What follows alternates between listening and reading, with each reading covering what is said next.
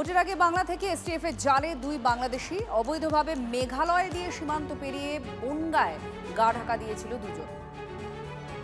সুশোভন আমাদের প্রতিনিধির সঙ্গে রয়েছেন। সুশোভন, এসটিএফ এর হাতে কিভাবে এলো এই দুজন? দেখো, ফয়সাল করিম মাহমুদ ও আলমগীর হোসেন এই দুজনকে গ্রেফতার করা হয়েছে। বেশ কিছুদিন ধরেই তারা বনগাঁয় গা ঢাকা দিয়েছিল। এসটিএফ এর কাছে খবর ছিল যে তারা বাংলাদেশ থেকে পালিয়ে বনগাঁয় তারা গা ঢাকা দিয়েছে, কিন্তু জিজ্ঞাসাবাদ করেই কিন্তু একেবারে একটা বড় তথ্য তাদের হাতে চলে আসে যে বাংলাদেশে যে হাদি তাকে খুন করেই কিন্তু এই রাহুল ওরফে ফয়সাল করিম মাহমুদ সে পালিয়ে এসেছিল।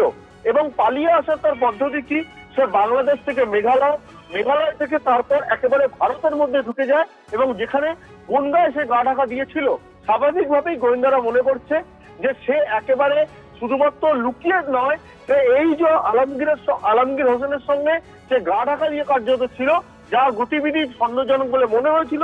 এবং এই যে হাদিকে ওসমান হাদিকে যে খুন করা হয়েছিল, এই খুনে অন্যতম অভিযুক্ত এই ব্যক্তি স্বাভাবিকভাবেই এসটিএফ তাকে গ্রেফতার করেছে এবং ইতিমধ্যেই আদালতে পেশ করা হয়েছে। ধন্যবাদ।